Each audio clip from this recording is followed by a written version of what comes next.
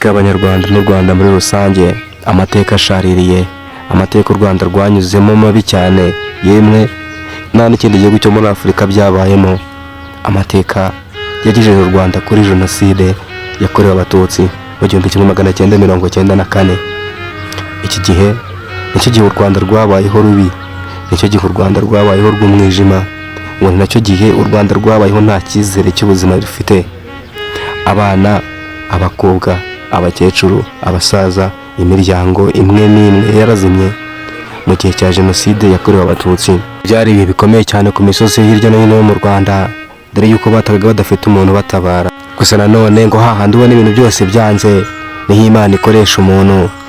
Ku rundi ruhande, ingabo za RPF, abasore n'inkumi benshi bari biteguye kumenera amaraso yabo u Rwanda kugira ngo barusubize ku murongo, kugira ngo barubohore, kugira ngo Abanyarwanda bongere bagire icyizere cy'ubuzima. Abangaba nibo bafashe iya mbere, bafata imirongo minini, berekeza i Kigali, berekeza mu Rwanda, baza kubohora Abanyarwanda.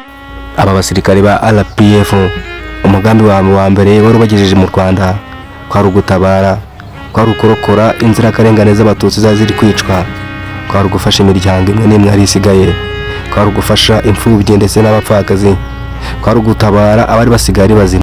Kuva mu mirambi yo mu Mutara ukazamuka ukagera mu misozi miremire mu majyaruguru y'u Rwanda, ukagera mu majyepfo ahoze muri Gitarama muri Muhanga.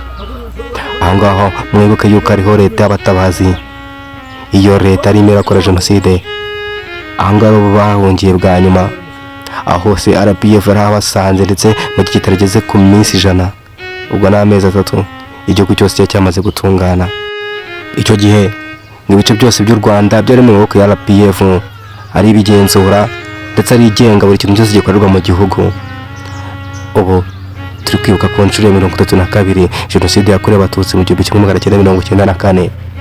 Uyu munsi reka nze mpagarukire ku by'u Rwanda rumaze kugeraho nyuma y'iyo myaka 32. Igihugu cyabagaho nta cyizere gifite, igihugu cyabagaho nta hazaza hafite. Yemwe abanyamahanga ubu ngubu ibyo ryo bitangaza, nuko ikinyamakuru kimwe cyo mu Bwongereza cyanditse inkuru igira iti: ati niyo waba uri umwana wavukiye mu bami, ukaba uri umwana waravutse papa wawe ari umukire kurusha abandi bantu bose ku isi, ntago wagera ku by'u Rwanda rwagezeho mu myaka 32. Ati ibi byose u Rwanda rwabigezeho binyujije mu buyobozi bwiza, ubuyobozi butarobanura, ubuyobozi bw'u Rwanda rurangajwe imbere na Perezida Paul Kagame, washyizeho gahunda zitandukanye zagiye zifasha Abanyarwanda kwiyumvanamo ndetse no kuvana u Rwanda hamwe bakarugeza ahandi. Ku ikubitiro, leta y'u Rwanda yazanye gahunda Ndi Umunyarwanda. Iyi ngiyi yafashije Abanyarwanda ndetse no kwisubizamo icyizere cy'Abanyarwanda. Iyi yavuga ko Abanyarwanda twese turi bamwe, bavanaho gahunda y'amacakubiri, kandi haje gahunda ya Gira inka Munyarwanda. Iyi ngiyi yafashije Abanyarwanda benshi kwivana mu bukene ndetse no kongera kunywa amata ndetse no kwitunga ndetse no gutunga inka. Mu mboni z'umukuru w'igihugu cy'u Rwanda, His Excellency Paul Kagame, nta kindi kintu yakurikizaho usibye gushyiraho uburezi kuri bose, uburezi budaheje, uburezi bwasabwa ko buri munyarwanda wese agomba kwiga, dore yuko bashakaga u Rwanda rujijutse ndetse n'u Rwanda rufite ubumenyi.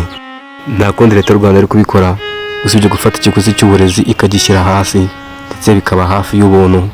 Ku ikubitiro bahise bazana icyo bita 12 basic education.